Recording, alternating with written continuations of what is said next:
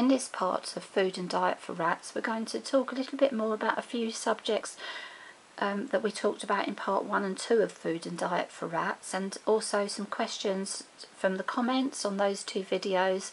I'd talk a little bit more about rat treats and some supplements, and also feeding, what foods you can feed with when you're giving medicines.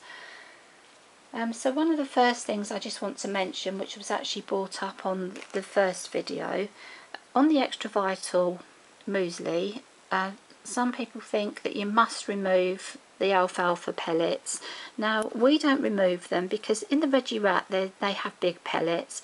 Now, the rats can digest them, but not easily, so they don't want to have too much of it. They're quite tiny in the extra vital, so we actually leave those in, and we have never had, a problem. If the rats don't want it, they won't eat it. But the extra vital is one of the better mueslis. And the other thing was, should I remove the dried corn? Now, the corn I was talking about that's very dangerous is the whole corn on the cob, which is often damaged. It's contaminated with mould spores. You can see like the grey dust, and you can see the corn breaking down. And if it's been in damp conditions, it will also have the mould spores. Now, in the extra vital, there's very few pieces of corn, and this has been separated from the cob, and I believe is treated in quite a different way. It's a whole piece of corn. There's no damage to it at all, no little holes in it, no dust coming out, no discoloration, very few pieces, so we would leave that in. The veggie rat, we often pick the corn out because it is discoloured, it doesn't look very nice, or it's shriveled. But with the extra vital muesli, we've found that that's quite nice and clean, and there's not very much in there, but if we saw anything we didn't like, we would remove it. And I mentioned that we sometimes bake treats for our rats. We haven't had much time for baking treats for our rats at the moment, so we've actually just got something new from the rat warehouse, which is actually, let me just move this muesli, it is actually a dog treat, but Sabby says it's fine to give to rats, and it's called Laughing Dog Oven Baked Cheesy Oaties with Lincolnshire cheese and broccoli, made with barley and oats from the farm, hypoallergenic, all natural ingredients. Now, they actually have been quite successful. If you see in the bowl here, that is the whole treat, and that's obviously made for a dog, so we wouldn't give the rats a treat that big. And especially when we first tried them on them, we just broke off a little tiny piece. They're quite easy to break, they're quite soft, and that is the amount we gave, just to check that it was okay. And once the rats have tested them and they're fine, we give them a bigger piece, about that much, because they are treats, just a little treat for after playtime. And another little treat that we've got, rats like anything that have carrot and beetroot, but a lot of rat treats have added sugar or added colours, and of course we don't want to do that. So we also got these from the rat warehouse, which is just for pet training treat with carrots and beetroot hearts, little heart shapes, added calcium, no artificial colours or flavours. So that's a sort of natural treat that you can actually buy that is fairly healthy, but like all treats, don't give them too often. We do very occasionally give the little yoghurt drops, but they are very high in fat and sugar, so they are a very occasional treat. Your rats shouldn't have them every day. They're really not good for them every single day. Yes, I forgot where I got to now. This is my brain. This is my brain getting tired. A treat that we don't like is the rat fruit sticks. Now, we have had rat fruit sticks from our local pet shop, and they do have raisins on them and a few sunflower seeds, and our rats had enjoyed them, but they no longer sell them. So we got this treat here. We didn't see it, we mail ordered it, but I won't be buying it again. I've already picked some of the sunflower seeds off, and then I decided I'm not going to feed it. It's covered in sunflower seeds, and the other one that was in there, it's mainly wood. So this is a big sort of square wooden stick in the middle here. It's supposed to be plum and raisin, but it's hundreds of little raisins, loads and loads of sunflower seeds, and so I've picked loads of them off already. Then I decided to give up with this because there's so many of these tiny raisins. And I didn't really like this wire hook here for hanging it either. The rats, one of them had a hand in there, and I thought if the others pull it, it was attached to the side with a hammock clip, but that's got lots of little seeds on, and I just don't think that's a very particularly nice looking treat for rats. So I would try and avoid things that are full of unhealthy and things that might make your rats sick.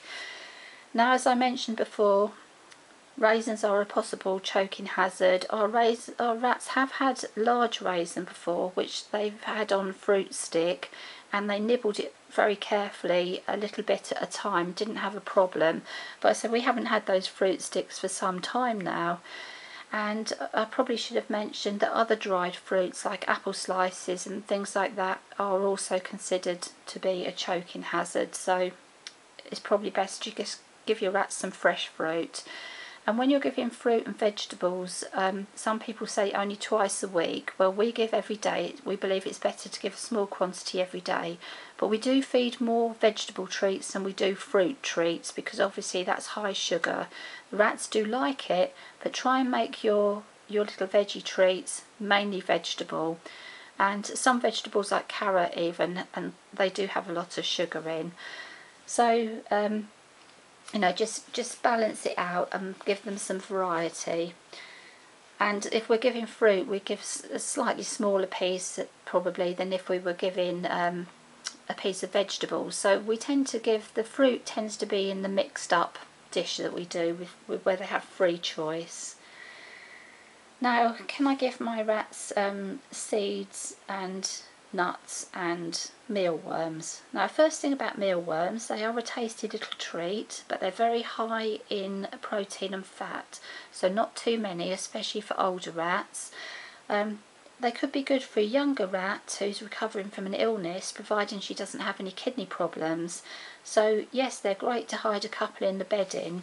We always hide some little treats in the bedding when we've changed the paper every day for the rats to find. Seeds, not too many. High fat content again, should be roasted. Sunflower seeds, very few, if at all, because they can cause skin problems. So if you give your rat one, they're probably okay, but don't go and give them a bowl full. And most people seem to use pumpkin seeds instead of sunflower seeds, which are roasted and seem to be okay for rats. But just remember, seeds and nuts, to keep them dry, in dry containers, and be very careful with them. You don't want any moisture because the mould will grow on them and contaminate all the others. So I still think all nuts should be roasted. Some people do say you can give whole nuts, almonds, Brazil and walnuts. Now, I have always been told not to give walnuts because of this mould that's on walnuts, and you can sometimes see on the shells there's a lot of black around the shells. So I'm going to continue to not give walnuts. And nuts, we would always make sure they're roasted, but not too many again. They are high protein and they're high fat. So nice as a tasty treat, but not too much of them, not every day. So once a week, put some little treats, a little nut or a few seeds, but try and give some other healthy treats instead. More of the biscuit based ones we'd be hiding. The Science Selective, we hide those in the food sometimes, in the bed, not in the food. So I'm just trying to think what else. I'm just making sure I'm not missing anything. Something else that I didn't mention on should not feed, and that apparently is seaweed. I've never fed seaweed to the rats, but that is on some people's do not feed list, so I'll be adding that onto mine. And I think that is it about the actual treats and things. I'm going to move on to some other things. Now, if you're cooking your own foods, I'm not against people doing their own foods and making their own mixes, providing they research, they base it on the nutritional needs of the rat, and they look at it actually scientifically. Don't just go and give your rats a few doggy biscuits and a few Cheerios. That's not healthy for anyone. And also, if you are buying from a person who makes up their own food. Make sure that they have the qualifications, that they know what they're talking about, that they have scientifically researched the nutritional needs of your rat. Don't waste your money on rubbish. Make sure it's a good mix, a good healthy mix. And if you are feeding yourself, making up your own mixes, you will need to add a vitamin supplement and a mineral supplement to keep your rats healthy. And this is why, because we get rats in that have been fed on all healthy diet, all different sorts of healthy and unhealthy diets, I have to say. Some of them have come to us and they've been fed really bad stuff. This is why we use the nuggets as the base, and we mix other foods in and adjust them to the age of the rats. Now, medicines and rats. Now, there are some medicines you cannot feed milk products to. Now, I do use bio yogurt, and some people have heard that you must never use bio yogurt or milk products with antibiotics. That's not true. It's only with the tetracycline antibiotics, which is the doxycycline or Renaxin. So I'll put those names up for you. And that's because the calcium prevents the antibiotic from being absorbed. And if you're giving Baytril, it should always be fed with food, not on its own. And also, if you give Metacam, the dog anti-inflammatory painkiller, that should also always be given with food, because it can really badly irritate the stomachs. Now, what we use for mixing up our medicines, our favourite thing is bio yogurt, and the one we use is the Yeo Valley organic probiotic yogurt, and that is very nice smooth yogurt. And the other thing we use is the Wait Up Baby Berry, which is a strawberry, coconut and rice porridge by the Rat Warehouse. Very good for rats to put on weight. Now, you can mix it, don't mix it too thick, that's quite runny. That's very good for rats that are not eating much and they just want something to drink that's got a few calories in. And if they're not eating and they're very ill, we'd mix it quite runny. And you must use water from the kettle that's boiled, never from the hot tap, and leave it to cool. You can mix some cold water in to cool it down, but make sure you leave it until it's cool and you don't burn your rat's mouth. Now, that is the standard way we mix it for rats who are just putting on weight, or rats that are eating okay and can swallow things. So it'd be a little bit thicker, but not too thick. You don't want it to be gloopy, and you don't want it to turn into you know, a choking hazard by feeding really thick and gloopy medicines. So the Wait Up Berry is the thing that we're using most, along with the bio yogurt for medicines. We have used other things in the past. We've crushed up cereals like Cheerios. When we've had nothing else in the house, we've used a tiny bit of strawberry syrup or strawberry jam, but not for every time the rat had medicine. It's only been like an overnight thing till we could get to the shops and get some yogurt, or till we could mail order some Berry Wait Up. In fact, we're keeping the Berry Wait Up in stock all the time now, because we have had quite a few sick rats in. This is Senior Aid, which is a very important supplement from the Rat Warehouse for older rats, especially if you're feeding them on soft foods. And I'm just trying to think what else I wanted to say to you before I run out of time again. Also, the Rat Warehouse has some good high-calorie supplements like VetCal and Fortical, which gives good for building up older rats or rats that have not been well. So have a good look at Sabby's websites. This is the other thing that we have used to mix up medicine, and that's the Trixie Red Berry Malt Paste, but that is very gloopy. So what we do is we mix that with some olive oil and thin it down a bit so it's much smoother, because if you just give a spoon of that, that's as bad as giving a spoon of peanut butter. So the other thing I wanted to mention is the water bottles that we were using, and this is the BPA free